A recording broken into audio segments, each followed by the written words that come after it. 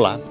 De repente, o Brasil foi chacoalhado e os movimentos voltaram às ruas. De uma situação de estagnação, as pessoas foram às ruas em todo o país para fazer reclamações, para fazer reivindicações. Reivindicações essas que são difusas e que não têm uma liderança específica. No programa de hoje, nós estamos recebendo o jornalista Ivaldino Tasca. O Tasca tem uma trajetória de mais de 40 anos como jornalista. É político, né? Disputou na condição de vice-prefeito, deputado federal, também como vereador, eu acho também. Como candidato a prefeito. Como candidato a prefeito, exatamente. E viveu todo o período da ditadura militar, sendo inclusive perseguido, né, Tasca? E agora acompanha esse novo momento que o Brasil vive. Ou seja, Tasca, nós tivemos o movimento das diretas já em 85, depois o Fora Collor e só agora a população voltou às ruas. Como é que você avalia isso? Bom, primeiro, o Fora Collor e o Direta já tinha por trás uma pauta. Uma grande organização, sabe? Tinha partidos políticos, tinha sindicato, tinha uma série de organizações da sociedade com um objetivo bem específico, né? No caso do Direta já era reivindicar uma obviedade que era a eleição direta para presidente. Na Fora Collor em função daquele grande escândalo, né? O grande escândalo que derrubou Collor é bem menor que o mensalão que não derrubou ninguém até agora, né? Nem botou na cadeia. E nem vai botar na cadeia pelo jeito que está acontecendo aí, a não ser que a rua continue se mobilizando. Mas então, naqueles dois momentos, o que ocorreu? E durante a ditadura, sempre o que ocorria nas mobilizações, tinha por trás organizações, pessoas pensando, grupos pensando, discutindo, analisando, estabelecendo estratégia para fazer as manifestações.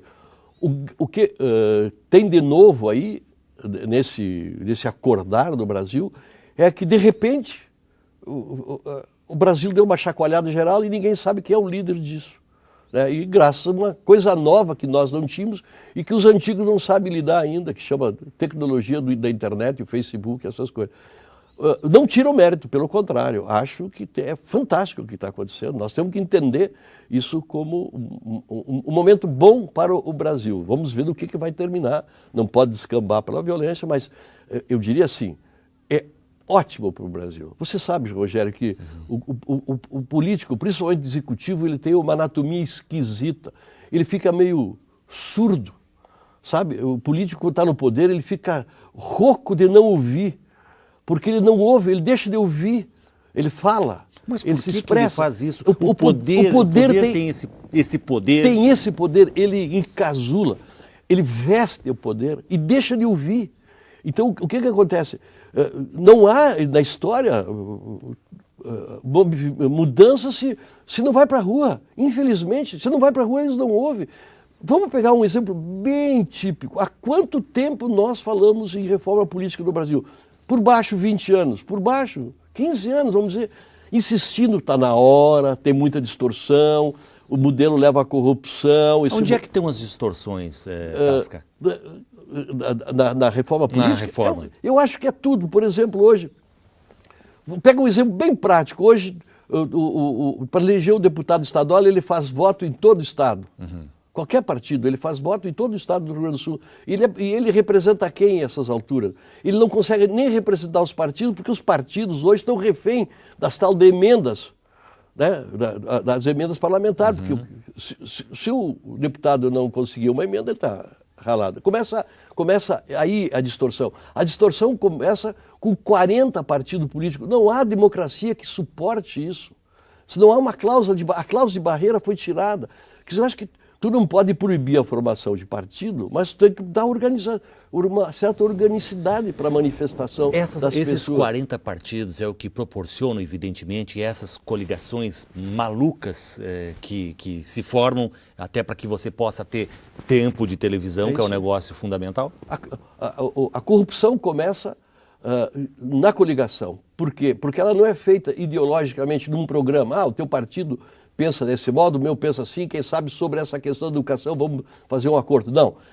É que com 38 legalizado, 36 legalizado, enfim, tem partido com 30 segundos de TV, ou 60 segundos de TV, um minutinho de TV.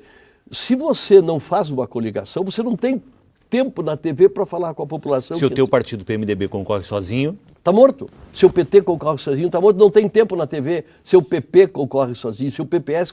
Não tem como concorrer sozinho nenhum partido, porque começa que não tem um tempo suficiente para expor as suas ideias na TV.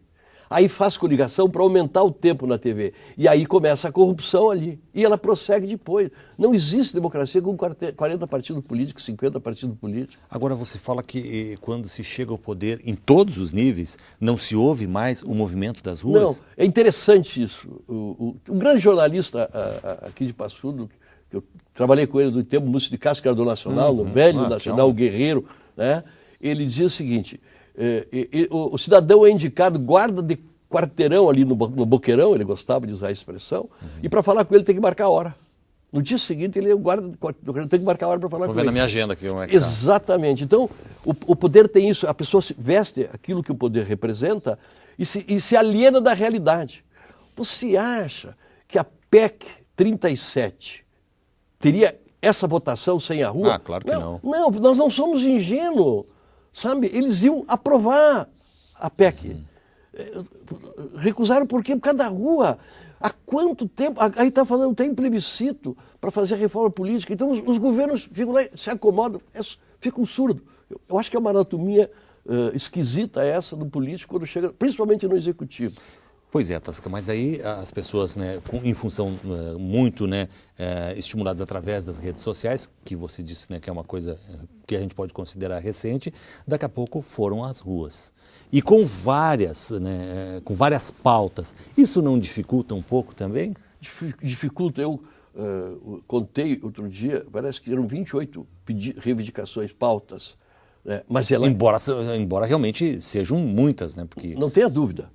O problema assim, o que foi, o que levou para a rua foi a questão do aumento da passagem urbana, mas quando foi para a rua, houve respirou fundo, mas caramba, a corrupção tomou conta desse país, a saúde não funciona, a educação não funciona, sabe?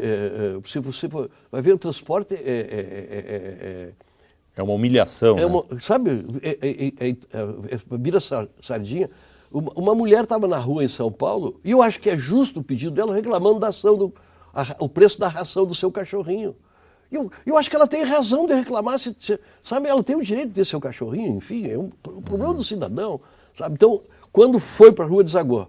Está tudo represado e desagou. Claro, isso precisa, daqui um pouquinho, tomar um rumo ali adiante. Ela vai ter que ter comando, isso para poder produzir efeito positivo, senão vamos para o caos, vamos para a anarquia. E esse desgaste dos partidos, que o movimento, inclusive, rejeita, né, bandeiras partidárias. Agora, como você resolve todas essas situações se não for através da política?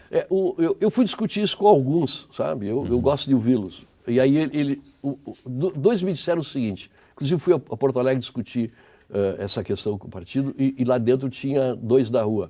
Eles disseram o seguinte: nós não queríamos o partido nessa manifestação que a gente fez nas passagens, porque é oportunismo. Nós temos consciência de que sem partido nós não vamos longe, que partido é essencial para a democracia. Então, acho que tem que esperar um pouquinho para ver como vai ver. Me parece que a reação foi só do oportunismo, agora, recente, porque todos os partidos que tentaram ir para a rua, né, corridos. Foram corridos. E eles estão dizendo, era o oportunismo deles, porque eles estão no poder, podiam ter providenciado a solução de algumas coisas que nós estamos reivindicando e não fizeram. Agora querem tirar proveito.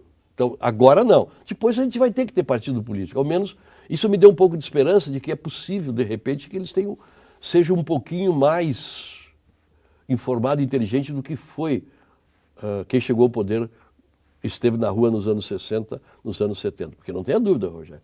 Quem está na rua hoje vai estar no poder amanhã. Quem está no poder hoje esteve na rua nos anos 60 e nos anos 70. Chegou ao poder despreparado.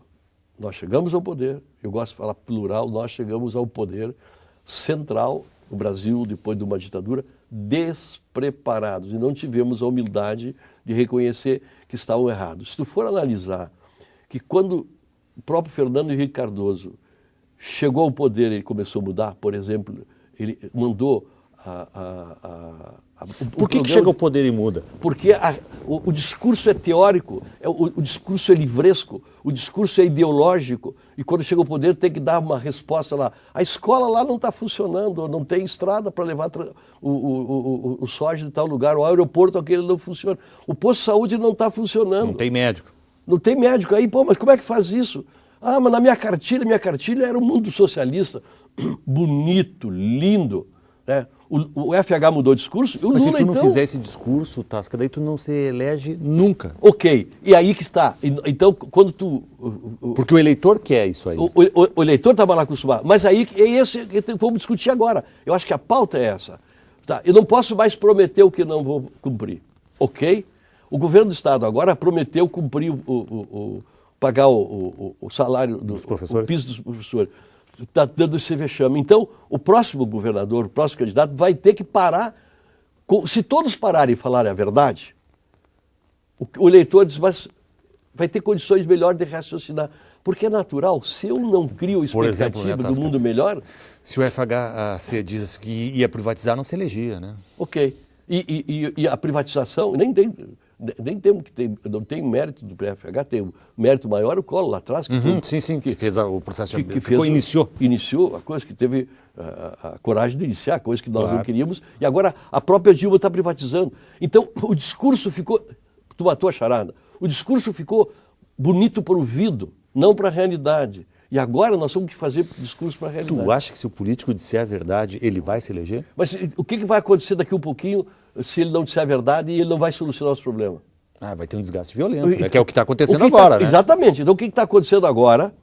Porque, veja, não tem um partido político que não está reunido nesse momento discutindo o que aconteceu, onde é que nós erramos, o que esse povo quer. Tasca, a gente precisa ir para o intervalo, a conversa está ótima, mas eu queria saber algumas coisas de você no próximo bloco. Por exemplo, o PMDB é o teu partido, né, que tem, né, uma postura delicadíssima, né? A reeleição estremeceu, e será que dá para a gente projetar para onde vão os movimentos? A gente volta depois do intervalo, conversando no programa Direitos dessa semana com o jornalista Ivaldino Tasca. Até já.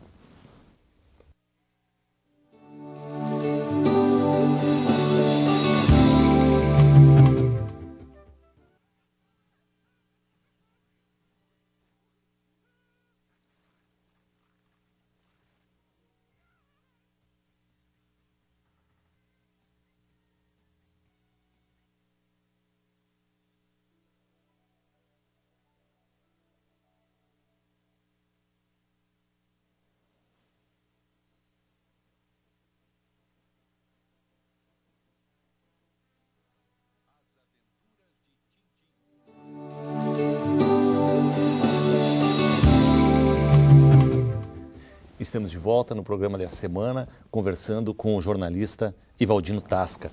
Tasca, tem alguns assuntos que eu elenquei para a gente tratar nesse bloco, né, que eu já prevejo que vai ser pequeno para tanta coisa, né?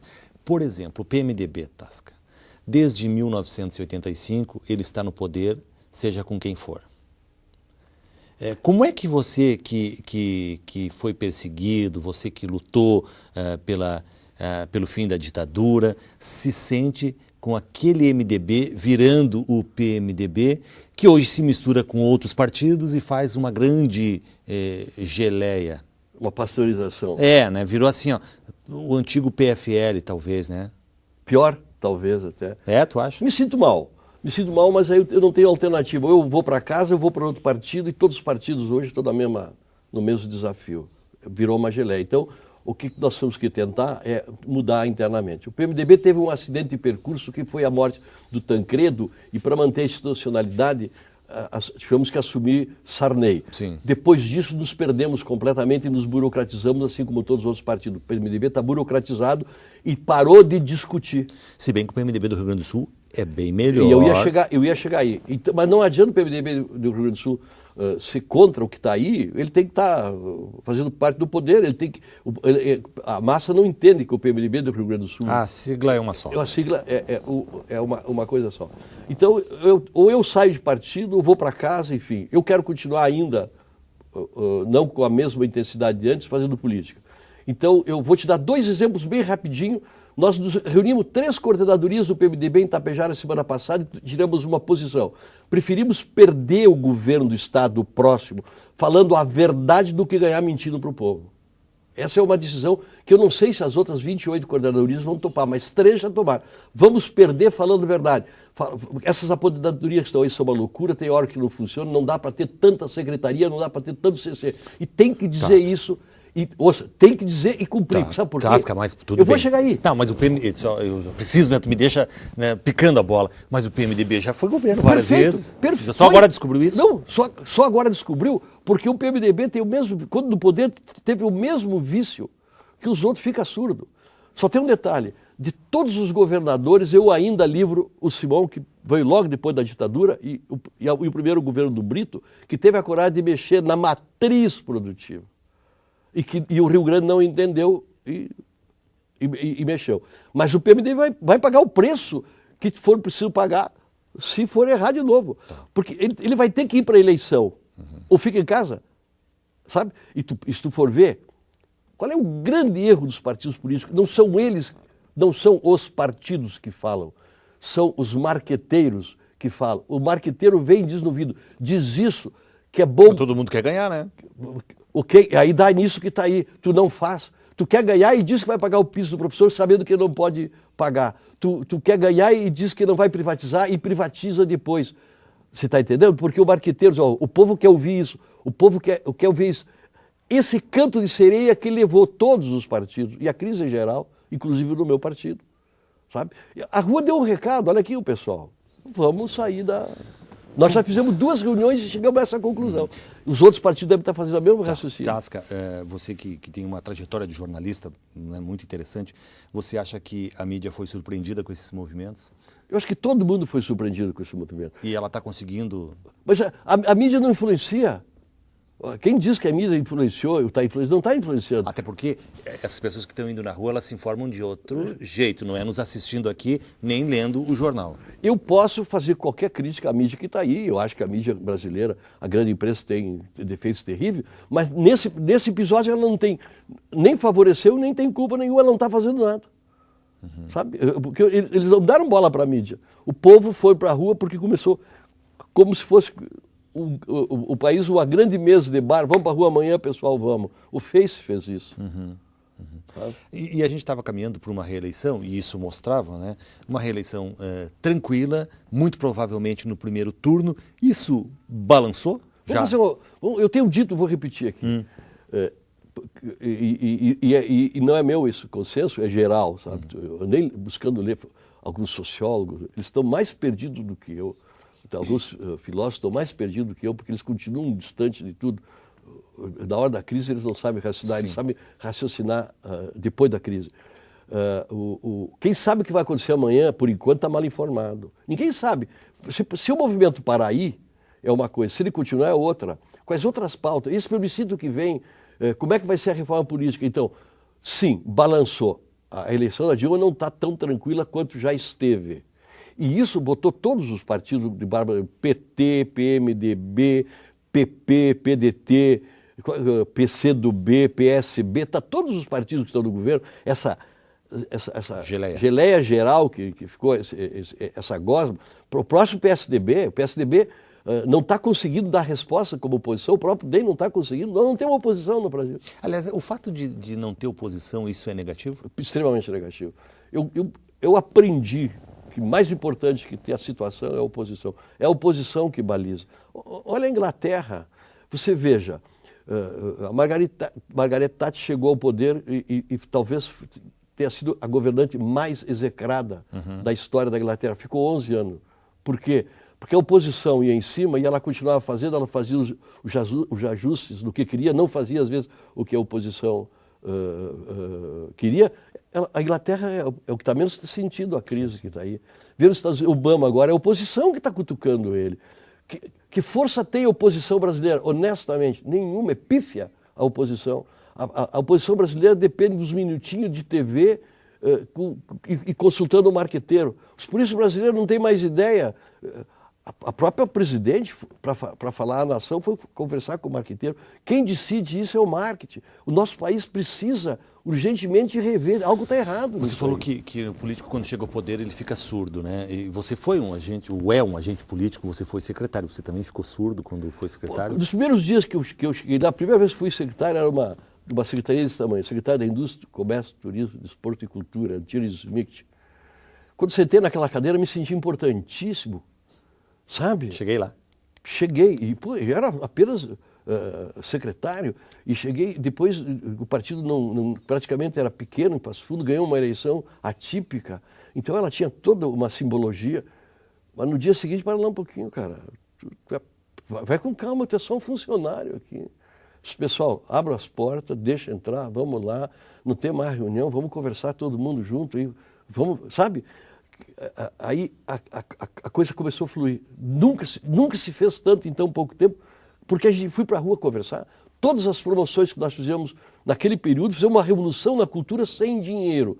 Duvido que ao que tenha 4 anos tão bonitos em cultura, como aquele ano que nós ficamos na Smith, sem dinheiro. Porque eu fui conversar com as pessoas, com os empresários, com todo mundo. O que pode ajudar? Eu ajudo nisso, eu ajudo aquilo. E fizemos, ninguém cobrava nada, ninguém, sabe? De espírito aberto, peito aberto. Olha, vamos trazer a OSPA aí. Tu quer dizer que tu conseguiu não ficar surdo? Que é um defeito do político brasileiro. Eu acho que o fato de ter sido muito tempo jornalista e fazer muita crítica, eu não podia cometer os mesmos erros. Então eu acho que isso talvez tenha me alertado, porque eu fui muito duro enquanto podia como jornalista, como colunista, né? Claro, eu fui nisso durante a ditadura, então a dureza às vezes, hoje se tu for ler, parece uma coisa soft, né? Mas quando tu tem alguém, um bafo na tua nuca e tu está escrevendo... Então tem que ter oposição. Eu não tenho dúvida, a oposição é vital. País forte, sério, tem oposição forte e séria. Vamos fazer um exercício de futurologia. O ano que vem tem a Copa, Tasca. A Copa das Confederações foi só o ensaio? Eu acredito que sim. Dos movimentos? Eu acho que sim. Acho que sim. Se no ano que vem, porque veja bem, o interessante é como a rua cria slogan, né? O padrão FIFA.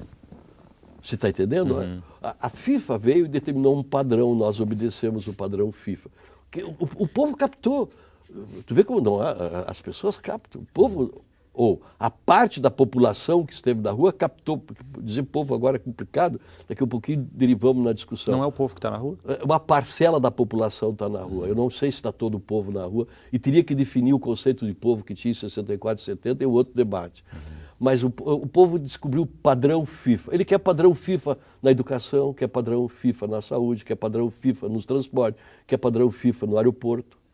Porque, veja bem, você tem um governo que representou, em algum momento, algo de fantástico para toda a nação, que saiu das ruas.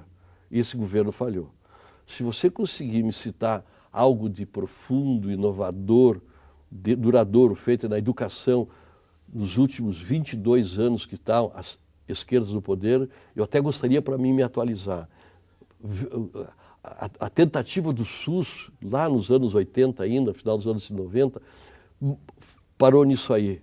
Foi uma tentativa. Enfim, a esquerda, o projeto da chamada esquerda, que hoje não tem mais esquerda e direita. Nem no futebol. Não tem nem ponteiro. Nem os relógios. Nem os relógios têm ponteiro mais, quer dizer, então não tem esquerda, não tem direita. É um conceito que faliu. E faliu, ele tem a seguinte gravidade. O mundo do século passado andou em cima desses dois conceitos, esquerda e direita. E ele se definia, ele determinava rumo.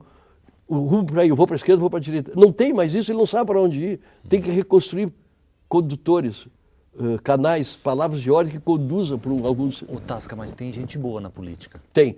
É a maioria, pode ter certeza, senão já era o caos. Pega os vereadores de Passo Fundo, vai analisar individualmente, a maioria é gente boa. Eles podem errar, que é diferente de ser corrupto, sabe? Eles podem errar, eles podem cometer seus equívocos e tal, mas a maioria é. E sem a política não há solução? Não. Me digam, onde não tem partido, é Cuba, é Coreia, foi a Rússia que desandou. Aliás, tem alguns historiadores aí dizendo que o governo brasileiro se burocratizou tanto, e os partidos políticos brasileiros se burocratizou tanto, que ele foi buscar na burocracia russa, que desandou, O Império Russo desandou, Sim, ninguém sim. derrubou aquilo. Sabe o que Esfarelou por si próprio, né? tu está fazendo merengue, ele desanda. Foi o que aconteceu com a Rússia e está acontecendo aqui agora. O poder burocratiza, o poder vira poder pelo poder. As pessoas estão lá para ficar no poder. É o que aconteceu no Brasil. A esquerda fez um projeto de poder, para permanecer no poder, não para governar. Não para mudar profundamente o Brasil. Porque não tem uma tese dos anos 60, 70 sendo aplicada agora. Analisa. Ah, tem o Bolsa Família. No Bolsa Família é uma coisinha que lá atrás que começou, e porque também é inominável um país como esse não, Sim, sim. não deixar alguém morrer de fome. Mas isso Discutir a fome é hoje, não, né? a esquerda condenava isso, isso era uma atitude de direita, alienadora. Pô, nós temos a memória não pode ser. Nós, a esquerda, achávamos que isso era alienação do povo. Da comida era alienação, tinha que dar escola. Você está entendendo? E agora virou da bandeira da esquerda. Então, sabe, temos que nos reformar, temos que voltar a pensar, a raciocinar. Esqueça tudo o que foi bandeira do século passado, sabe? O século passado foi um grande laboratório. Se aprendeu muito pouco. A única coisa que se aprendeu do século passado é que sem democracia não há solução. Sem partido político, sem democracia, sem sociedade pluritária, sem imprensa livre, sem judiciário funcionando, sem sindicato funcionando, sem legislativo funcionando, sem executivo funcionando, sem isto todos com seus limites definidos, nada vai funcionar. O Tasca, a gente chegou ao final do programa, queria te agradecer muito, né, o fato de você ter se disponibilizado a vir conversar conosco, e acho que foi muito interessante, os nossos telespectadores certamente vão gostar. Obrigado, Tasca. Obrigado, espero que tenham gostado, a gente tenha dito alguma coisa de útil. Tá bem. Conversamos no programa dessa semana com o jornalista Ivaldino Tasca. Na próxima semana a gente vai estar de volta aqui na UPF TV tratando de um outro tema. Obrigado e até lá.